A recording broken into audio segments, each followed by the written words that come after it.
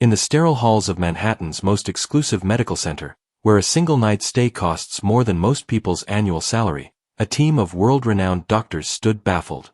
Their patient was dying, and despite having access to every piece of cutting-edge medical technology money could buy, they had no answers. The boy's billionaire father had flown in specialists from Switzerland, Germany, and Japan. He had paid for experimental treatments that weren't even available to the public yet. But nothing worked. The 16-year-old heir to a tech empire was slipping away, hour by hour, and the most expensive medical team ever assembled was helpless to stop it.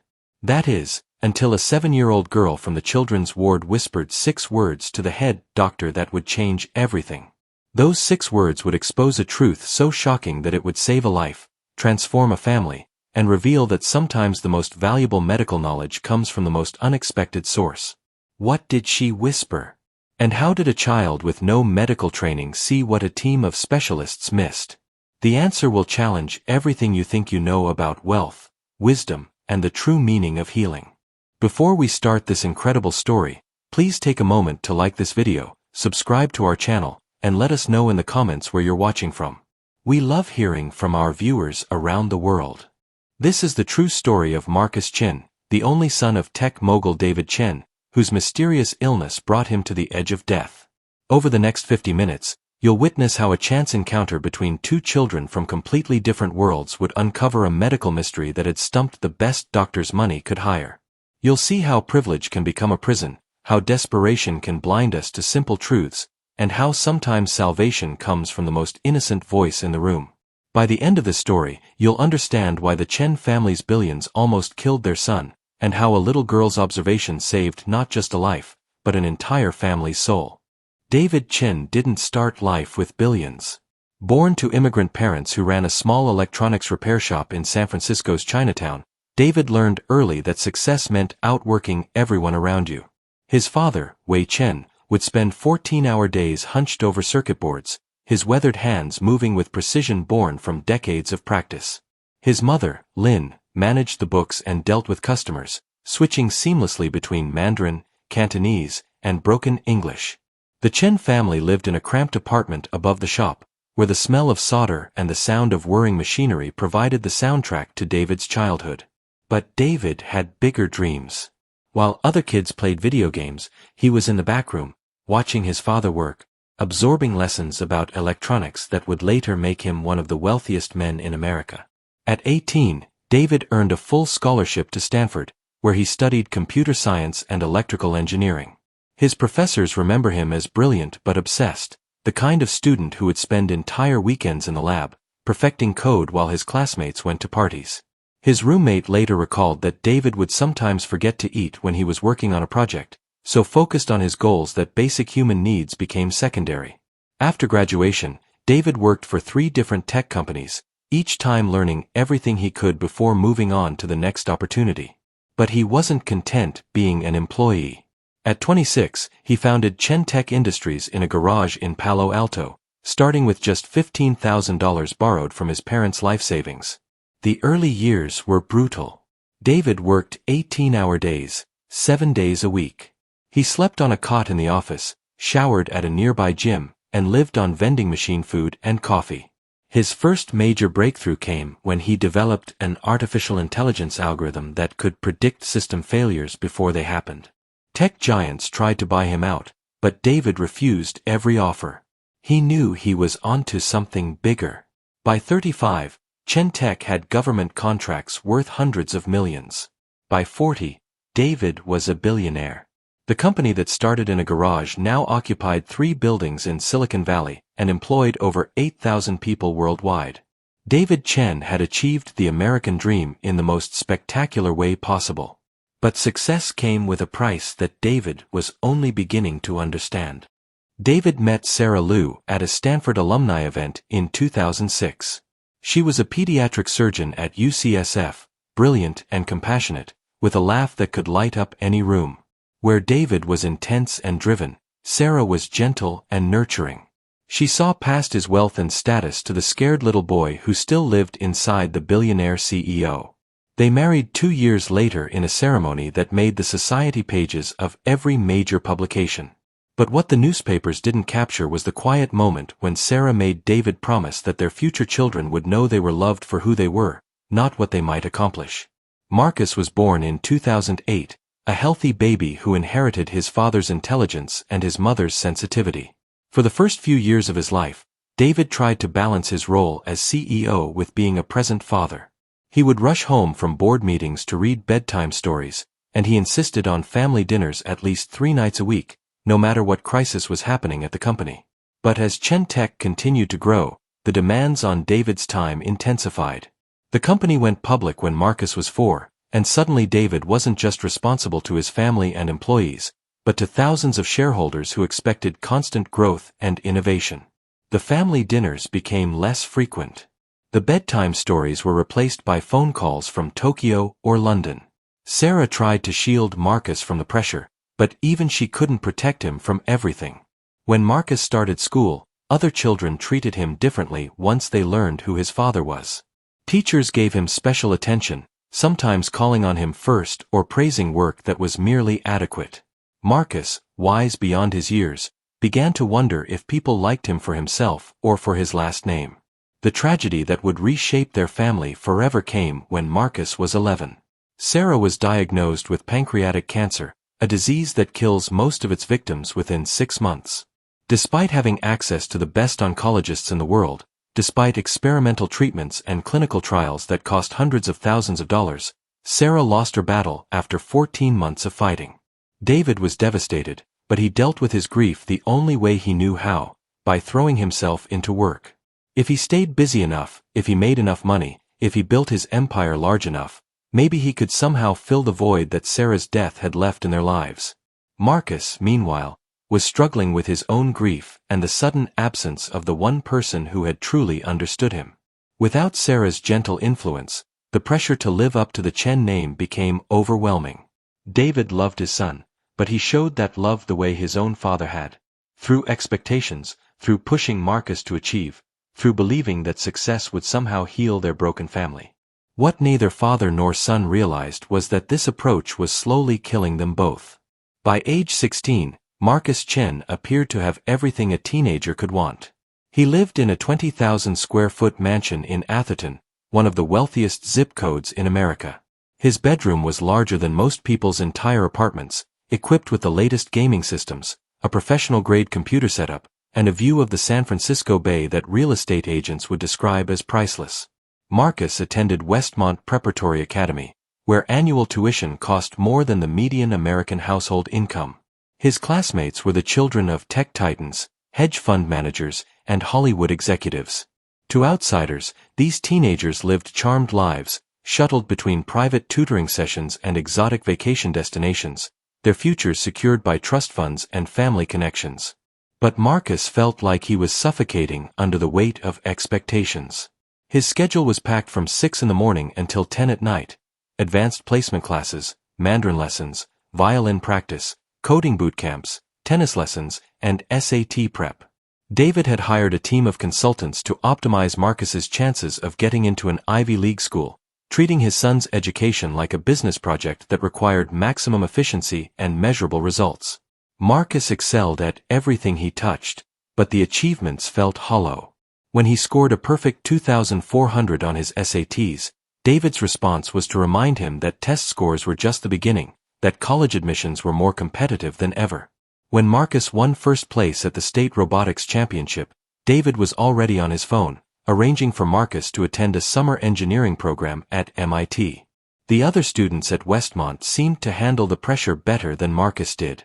They joked about their parents' expectations, treated their achievements as stepping stones to even greater successes. But Marcus couldn't shake the feeling that he was living someone else's life, following a script written by adults who had forgotten what it felt like to be young. His relationship with his father had become a series of performance reviews disguised as conversations. David would ask about grades, about college applications, about internship opportunities. They rarely talked about anything that wasn't related to Marcus's future career or academic achievements. The spontaneous moments they had shared when Marcus was younger, throwing a baseball in the backyard, building model airplanes together, watching old movies on Sunday afternoons, had disappeared entirely. Marcus began experiencing headaches during his sophomore year, but he attributed them to stress and lack of sleep.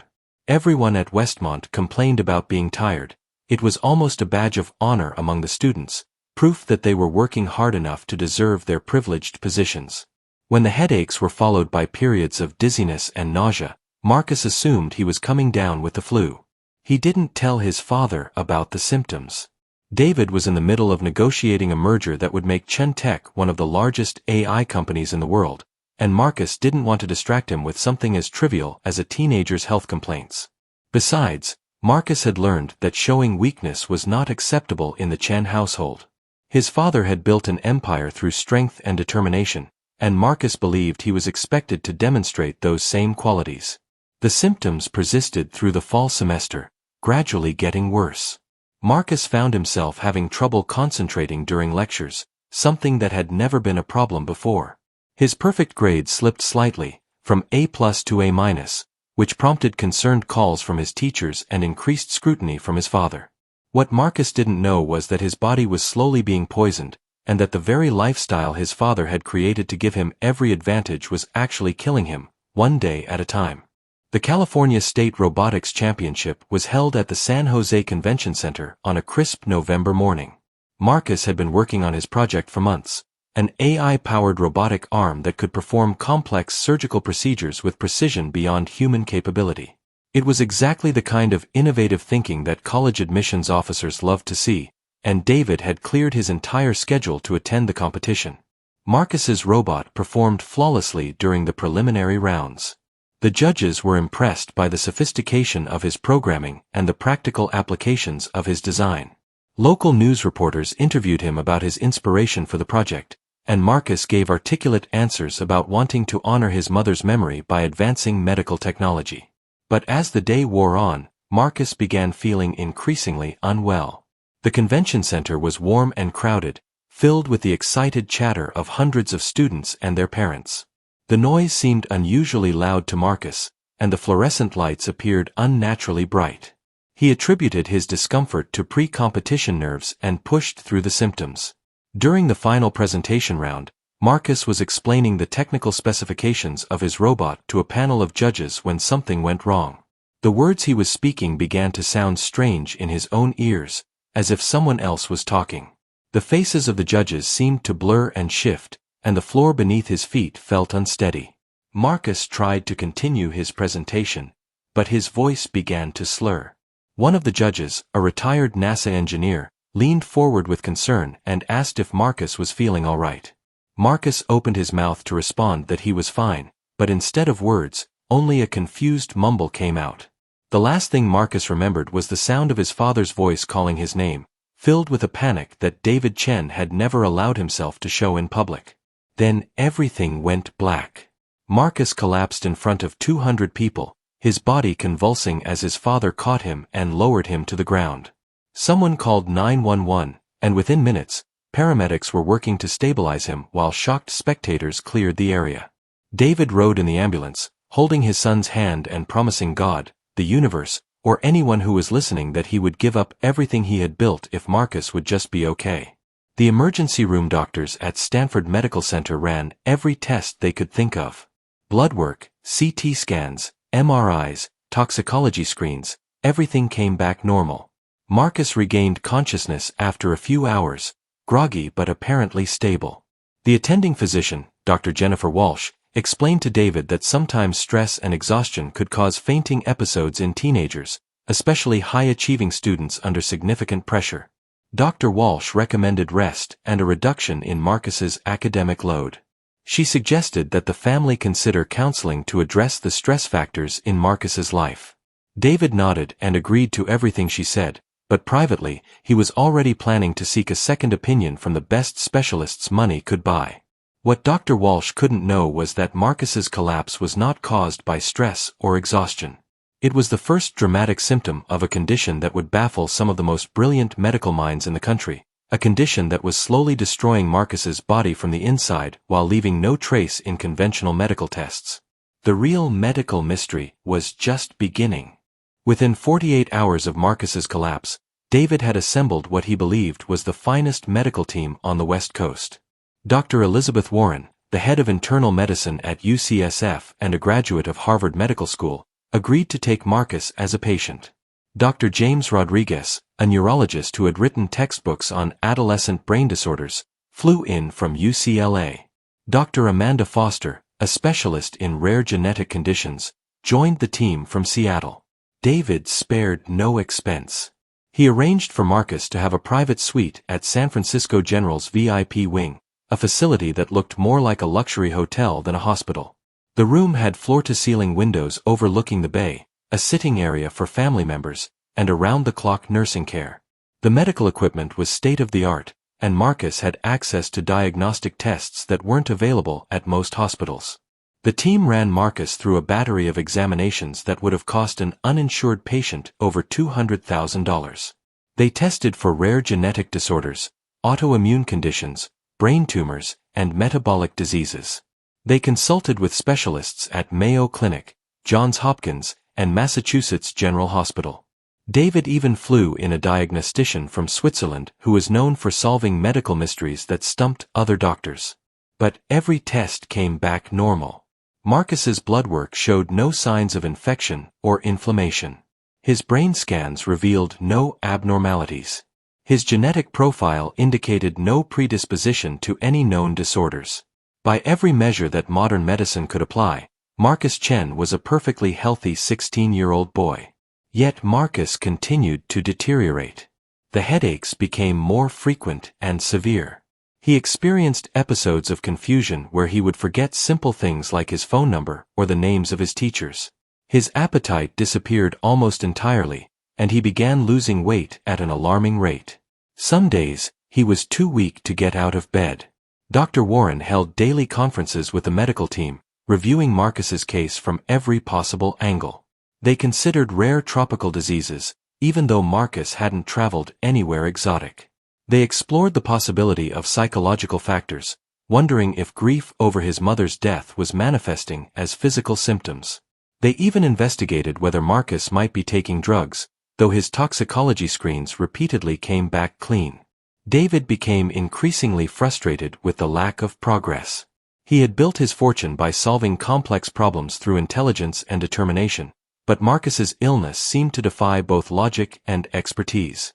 David began making calls to medical centers around the world, offering to pay any amount for a consultation that might provide answers. The specialists were equally baffled. Dr. Rodriguez had seen thousands of patients with neurological symptoms, but Marcus's case was unlike anything in his experience. The boy's cognitive symptoms came and went in patterns that didn't match any known disorder.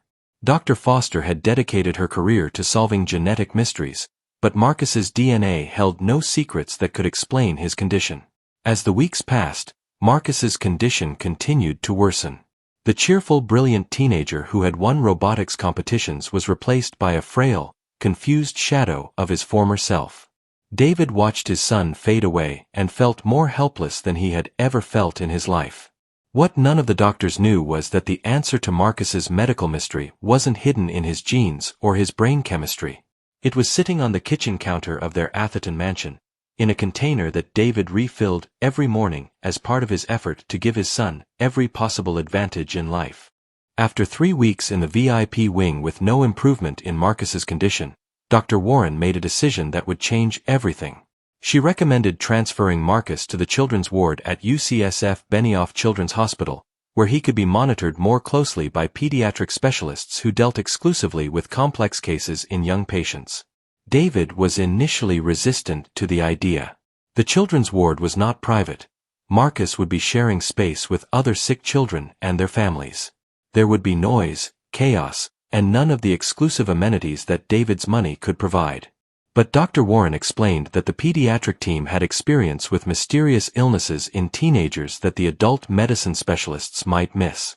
Reluctantly, David agreed to the transfer. Marcus was moved to a semi-private room in the children's ward, a space that felt dramatically different from the luxury suite he had occupied for the past 3 weeks. The walls were painted in bright colors and decorated with cartoon characters. The hallways echoed with the sounds of children playing, crying, and laughing. It was louder, busier, and more alive than any place Marcus had been since becoming ill. Marcus's roommate was a 12-year-old boy named Jake who was recovering from surgery to remove a brain tumor. Jake was bald from chemotherapy but possessed an irrepressible spirit that seemed undiminished by his illness. He welcomed Marcus with the easy friendliness of someone who had spent enough time in hospitals to know that everyone there was fighting their own battle. The nursing staff in the children's ward operated differently than the private duty nurses David had hired. Led by Nurse Patricia Williams, a veteran pediatric nurse with 23 years of experience, the team treated their young patients as whole people, not just collections of symptoms.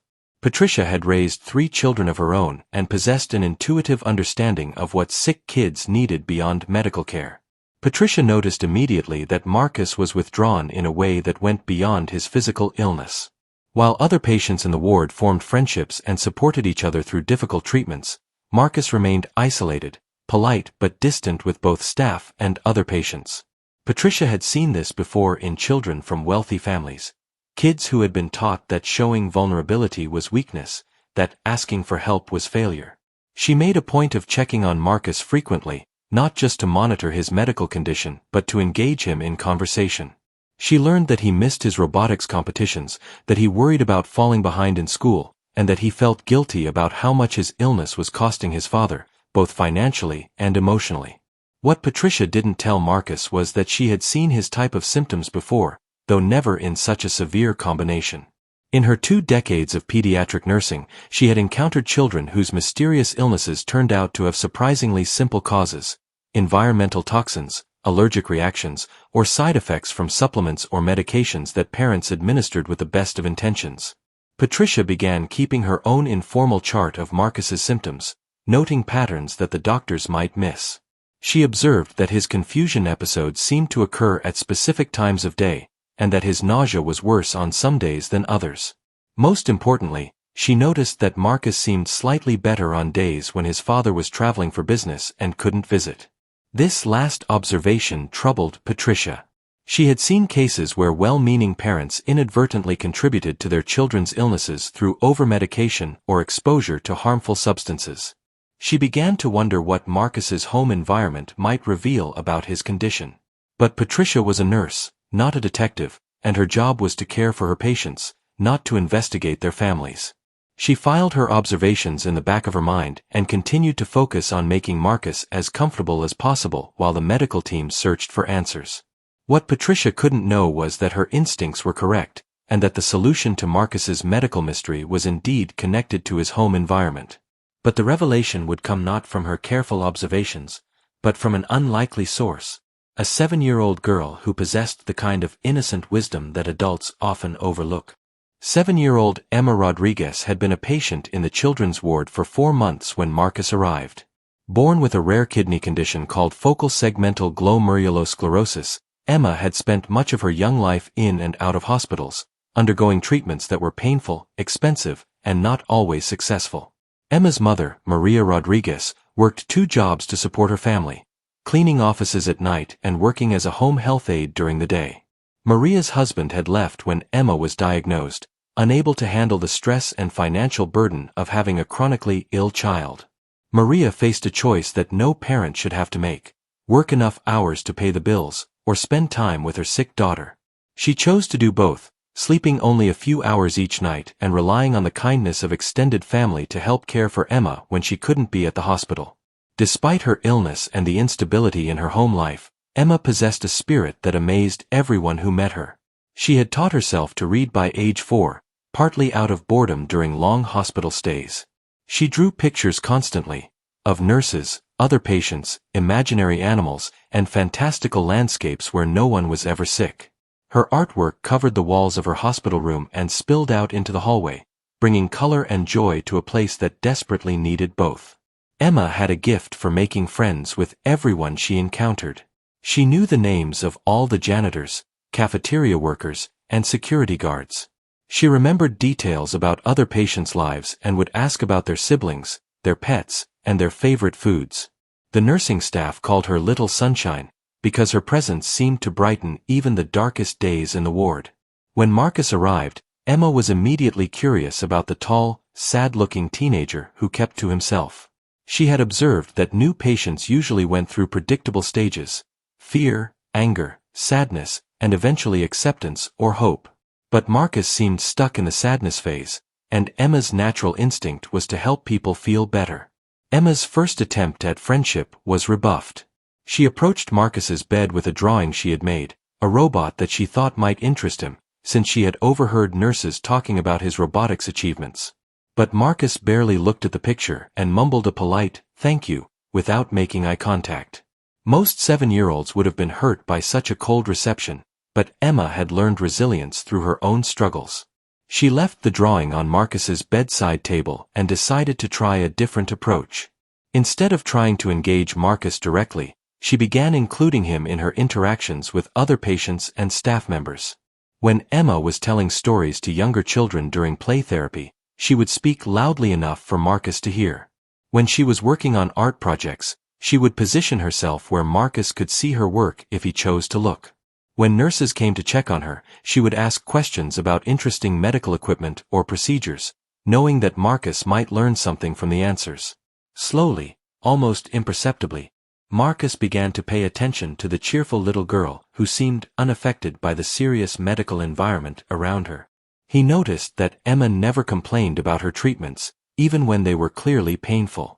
He observed that she remembered something personal about every staff member and always asked about their families or their lives outside the hospital. Most importantly, Marcus began to see that Emma treated her illness as just one part of her life, not the defining characteristic of her existence. She had plans for the future. She wanted to be an artist or maybe a doctor who could draw pictures to help explain treatments to scared children. She talked about the books she wanted to read and the places she wanted to visit when she got better. Emma's attitude was completely foreign to Marcus, who had been raised to believe that any obstacle should be conquered through effort and resources rather than accepted with grace. But there was something about Emma's approach to life that appealed to him, even in his weakened state. What Marcus didn't realize was that Emma was also observing him with the keen attention that intelligent children often bring to the adults in their lives. She noticed things about Marcus's condition that the medical professionals might miss, simply because she spent more time watching him than anyone else did. Emma was about to make an observation that would save Marcus's life. Emma Rodriguez possessed the kind of pattern recognition that comes naturally to children who spend a lot of time observing the world around them. During her months in the children's ward, she had learned to read the subtle signs that indicated whether someone was having a good day or a bad day, whether a treatment was working or not, and whether a patient was getting better or worse. With Marcus, Emma noticed something that even the trained medical professionals had missed. His symptoms seemed to follow a specific timeline that didn't match the random patterns typically associated with mysterious illnesses. Marcus was always more confused and nauseous in the late morning, usually around 11 o'clock. By mid-afternoon, he would seem slightly better, though still weak and tired. The pattern repeated itself day after day with remarkable consistency. Emma's natural curiosity led her to pay attention to Marcus's daily routine. She observed that his father visited every morning, usually arriving around 9:30 with a large bag that contained Marcus's breakfast and various supplies. David would stay for about an hour, helping Marcus eat and discussing his medical care with the nursing staff. After David left, Marcus would become increasingly unwell. Most adults would have dismissed this observation as coincidence.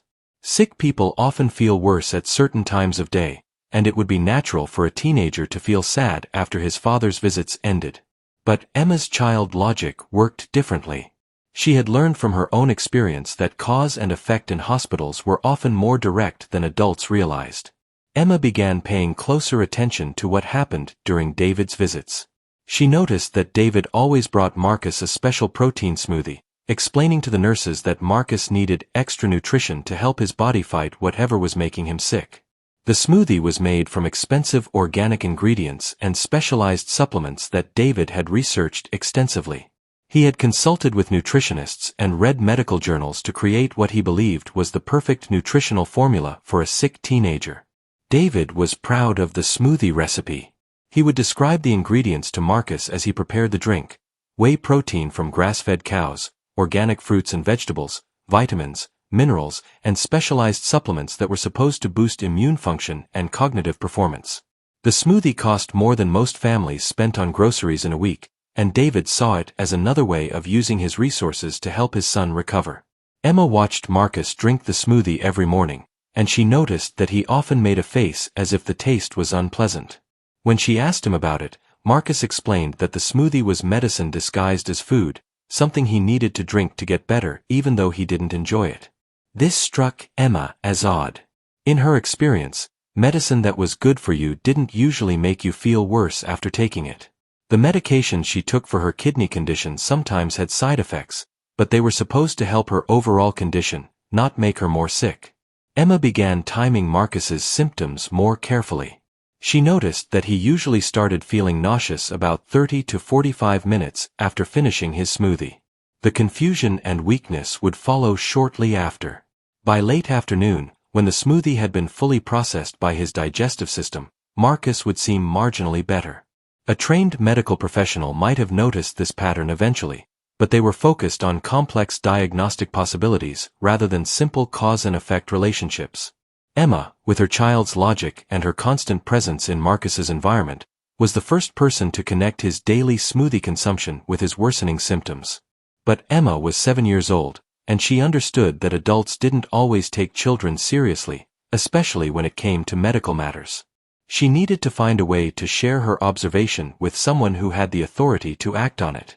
The opportunity would come sooner than she expected, and in a more dramatic fashion than anyone could have anticipated. Marcus had been in the children's ward for 2 weeks when his condition took a dramatic turn for the worse.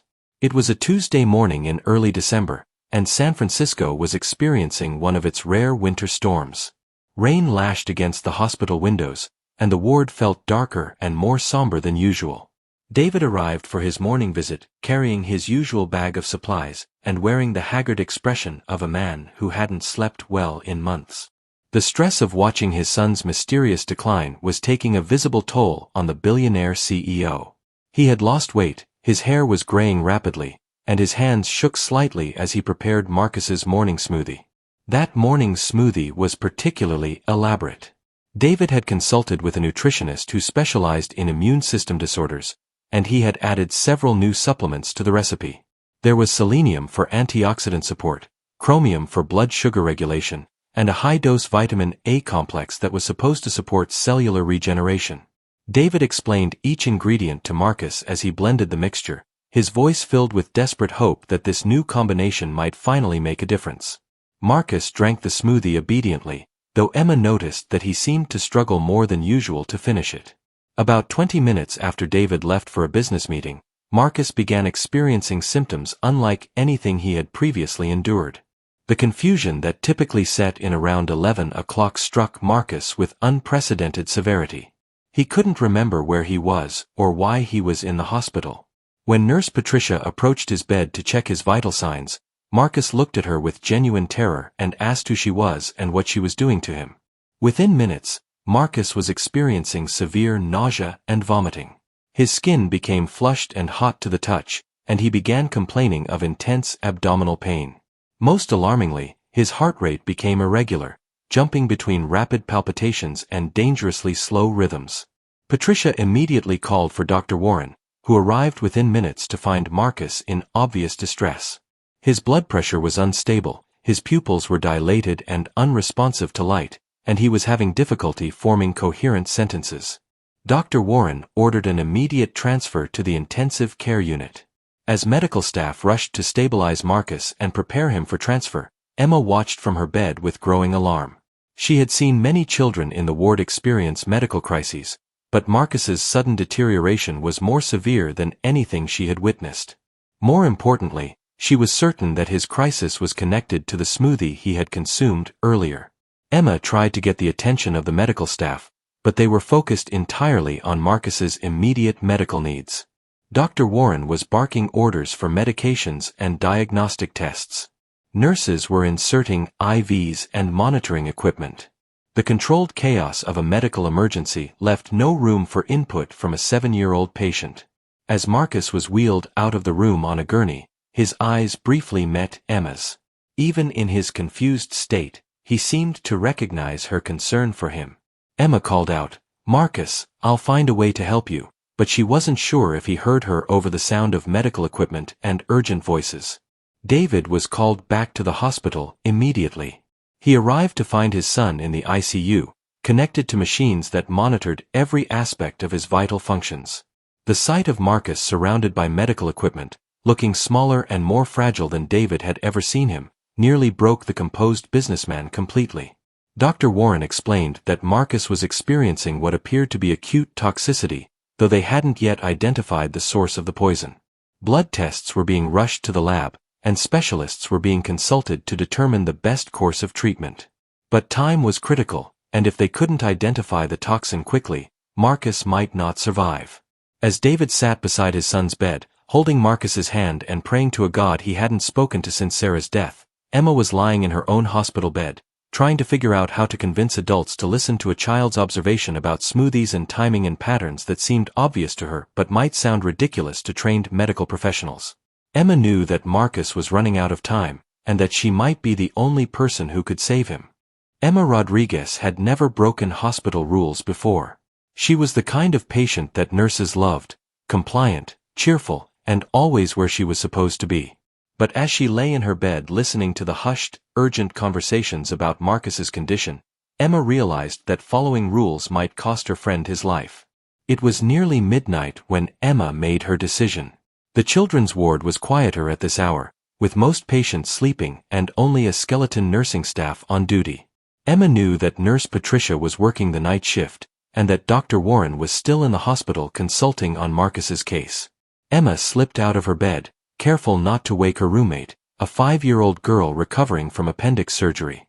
Emma's own medical condition made walking difficult, especially when she was tired, but she moved as quickly as she could toward the ICU, where she knew Marcus was fighting for his life.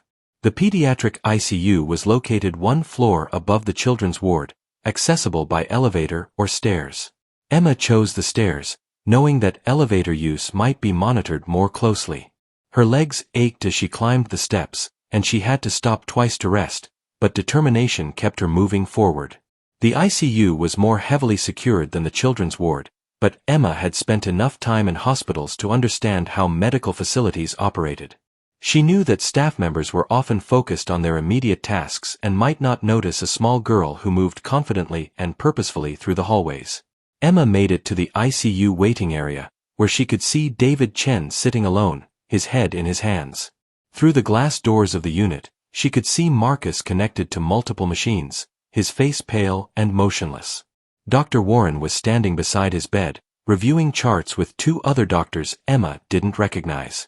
Emma knew she needed to reach Dr. Warren, but the ICU had strict visitor policies that definitely didn't allow unaccompanied 7-year-old patients to wander in from other floors.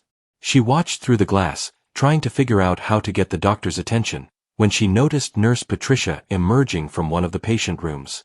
Patricia was surprised to see Emma standing in the ICU waiting area in her hospital gown and slippers. "Emma, honey, what are you doing up here? You should be in bed."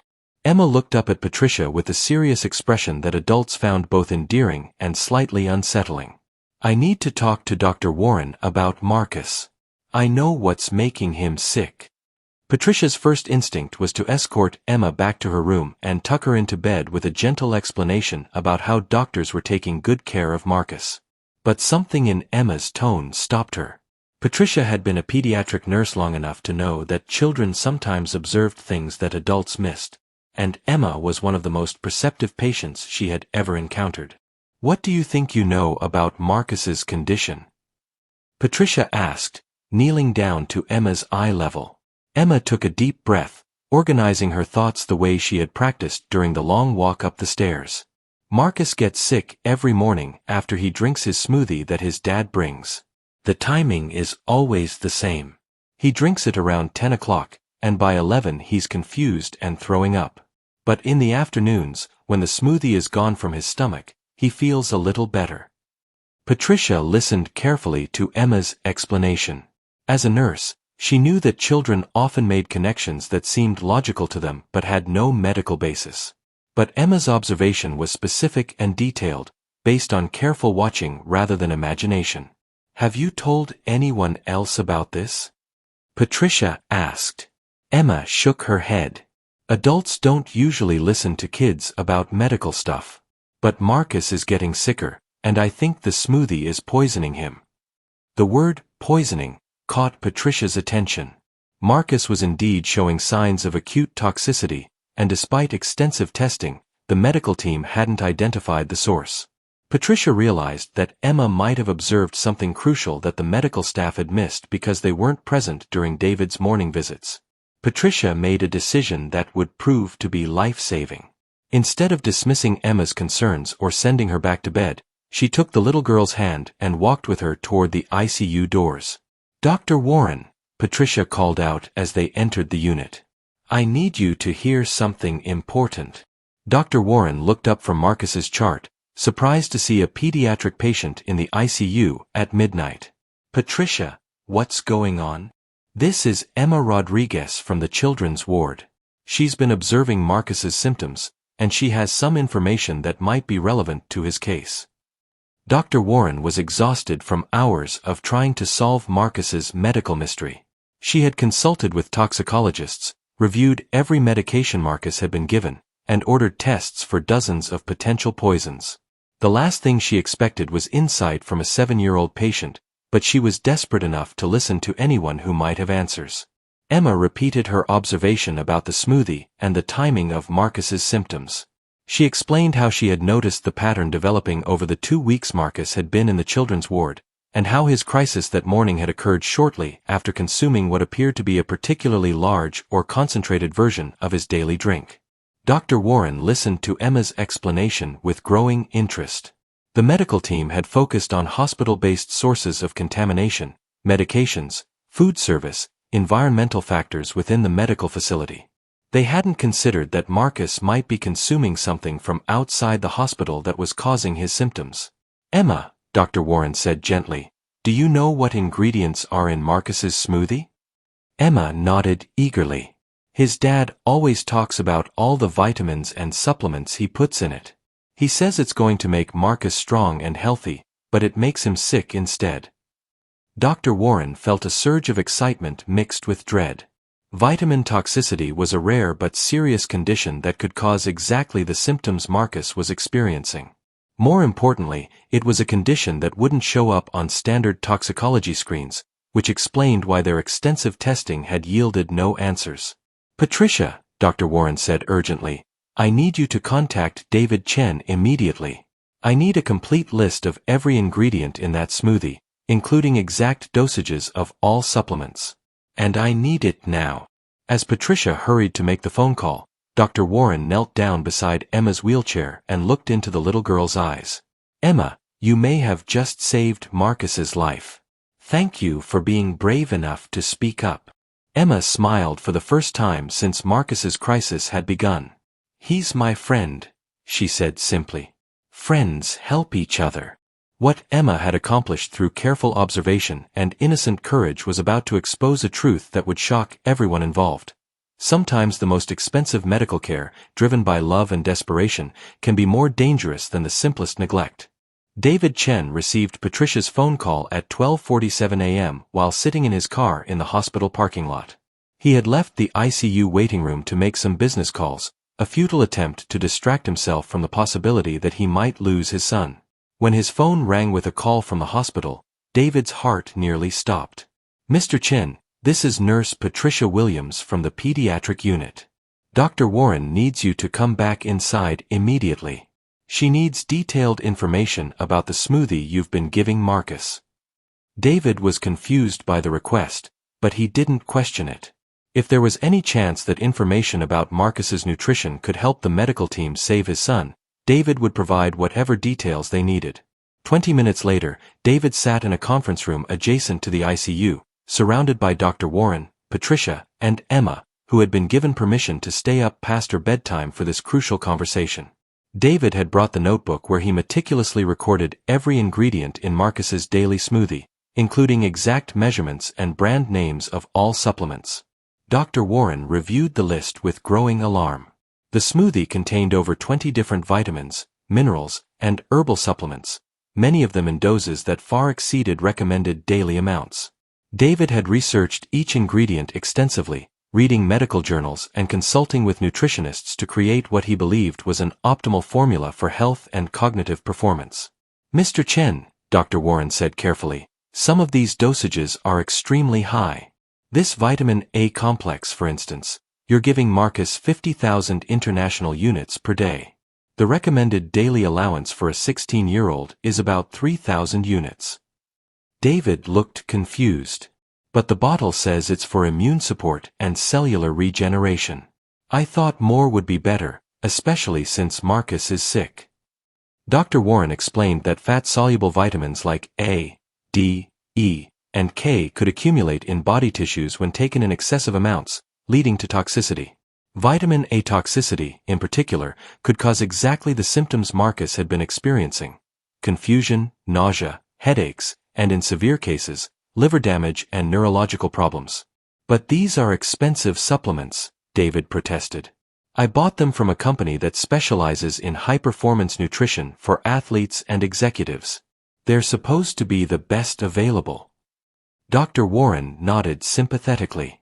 She had seen cases of supplement toxicity before, usually in well-meaning parents who believed that expensive meant safe and effective.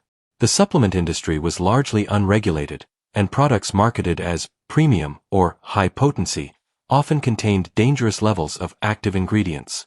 Emma listened to the conversation with the satisfied expression of someone whose puzzle solving had been validated. She understood enough of the medical terminology to realize that Marcus had been poisoned not by accident or neglect, but by his father's desperate attempt to help him get better. Dr. Warren ordered immediate blood tests to measure the levels of fat-soluble vitamins in Marcus's system. While they waited for results, she began treatment for suspected vitamin A toxicity, which primarily involved stopping the supplements and providing supportive care while Marcus's body processed the accumulated toxins. The blood test results confirmed Dr. Warren's diagnosis. Marcus's vitamin A levels were more than 10 times higher than normal, well into the toxic range. His liver enzymes were elevated, indicating that his body was struggling to process the excessive vitamins he had been consuming for months. David Chen, who had built a fortune by making smart decisions and solving complex problems, realized that his intelligence and resources had nearly killed his son. The expensive supplements, the careful research, the consultations with nutrition experts, all of it had been not just useless, but actively harmful. "How long will it take for him to recover?" David asked, his voice barely above a whisper. Dr. Warren explained that vitamin A toxicity was usually reversible if caught in time. Marcus would need several days for his vitamin levels to normalize, and it might take weeks or months for his liver function to return completely to normal. But with proper treatment, he should make a full recovery. "The irony," Dr. Warren said gently, "is that if Marcus had been eating a normal teenager's diet, pizza, burgers, whatever kids his age usually eat, he would never have developed this condition. Sometimes the most ordinary approach to nutrition is the safest." David looked across the table at Emma, the 7-year-old girl who had solved a medical mystery that had baffled some of the best doctors in the country. "How did you know?" he asked. Emma shrugged with the matter-of-fact wisdom that children sometimes possess. "I watched Marcus every day. Adults were looking at complicated things, but I just noticed that he got sick after drinking his smoothie. My mom says sometimes the answer is right in front of you, but grown-ups make it too hard to see." As Dr. Warren left to check on Marcus and adjust his treatment plan, David remained in the conference room with Emma and Patricia. For the first time since Marcus had become ill, David felt something he had almost forgotten: hope. But he also felt something else, a profound realization that his approach to parenting, like his approach to Marcus's illness, had been fundamentally flawed. He had been trying to optimize his son's life the same way he optimized business processes, but children weren't problems to be solved with money and resources. Emma had saved Marcus's life not through expensive medical technology or specialized expertise, but through careful attention and genuine caring. She had seen Marcus as a person worth watching and protecting, not as a project to be improved. The lesson was humbling, and it would change how David Chen approached not just his son's health, but their entire relationship. Marcus Chen began showing signs of improvement within 48 hours of stopping the vitamin supplements that had been poisoning him for months. The confusion that had clouded his thinking started to lift, and he could remember conversations and recognize people consistently for the first time in weeks. His nausea subsided, and his appetite slowly returned. Most importantly, the dangerous irregular heartbeat that had brought him to the ICU stabilized as his body began processing the accumulated toxins. Dr. Warren monitored Marcus's progress with the cautious optimism of a physician who had seen too many setbacks to celebrate prematurely.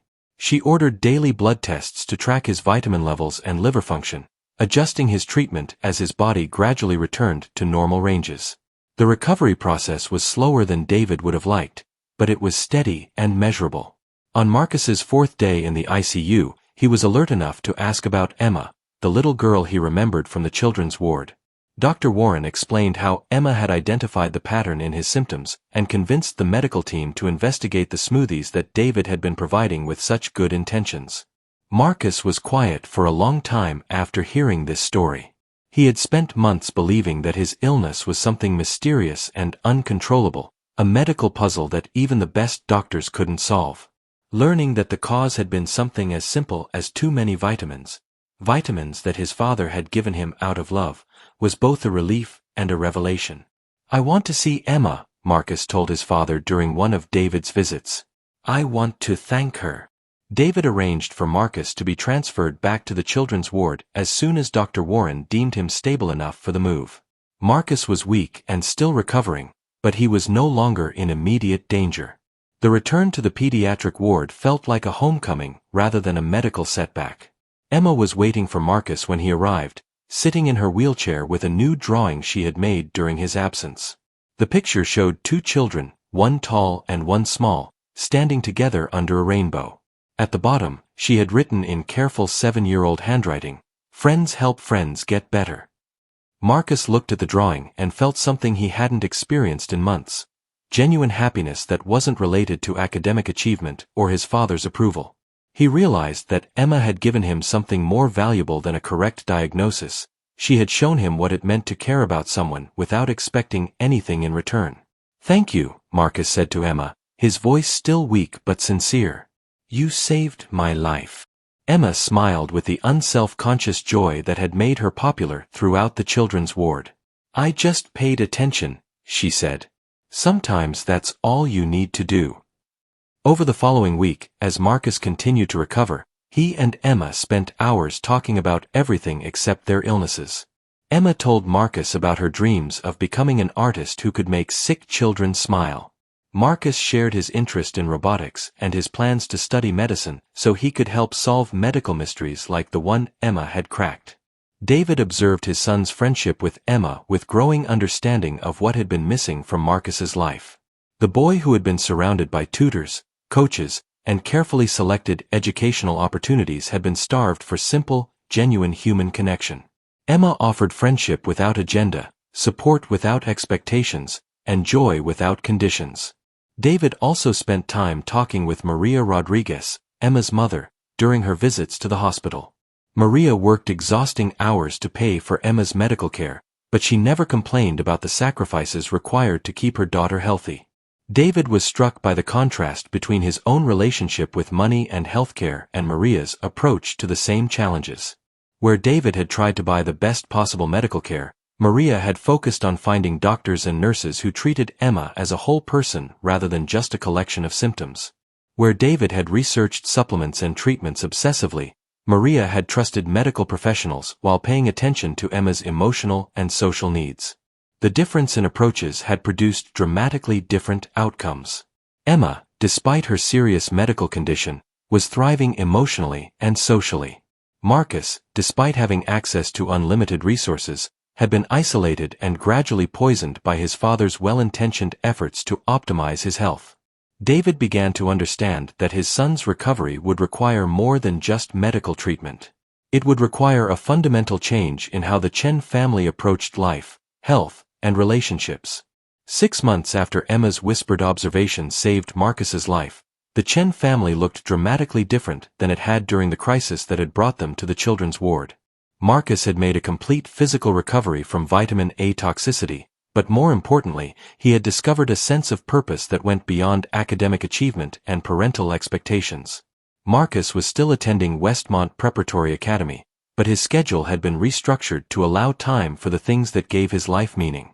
He continued to excel in robotics and computer science, but he also volunteered at UCSF Benioff Children's Hospital twice a week, teaching coding classes to young patients who were well enough to participate in educational activities.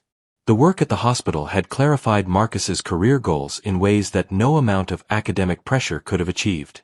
He still planned to study medicine, but his focus had shifted from prestige and financial success to pediatric care and medical technology that could improve outcomes for sick children. His senior year robotics project was a communication device designed to help nonverbal children interact with medical staff, inspired directly by his friendship with Emma and his observations of other patients in the children's ward. David Chen had undergone his own transformation. The man who had once scheduled his son's life with the precision of a business operation had learned to value spontaneity and genuine connection. He still worked long hours at Chen Tech, but he had restructured his priorities to ensure that family time was protected and meaningful. David had also established the Sarah Chen Foundation for Pediatric Care, named in honor of his late wife. The foundation funded medical research into rare childhood diseases and provided financial support for families who couldn't afford specialized treatment for their children. Emma Rodriguez was among the foundation's first beneficiaries, receiving funding for her ongoing kidney treatments and a college scholarship that would allow her to pursue her dreams of becoming a pediatric art therapist. The relationship between David and Marcus had evolved from a performance-based interaction to something resembling actual friendship. They still discussed Marcus's academic progress and future plans, but they also talked about books, movies, current events, and the ethical implications of artificial intelligence. David had discovered that his son was not just intelligent but wise, with insights about human nature that complemented David's business acumen. Most importantly, David had learned to see Marcus as a complete person rather than a project to be optimized. He no longer bought expensive supplements or hired consultants to maximize Marcus's potential.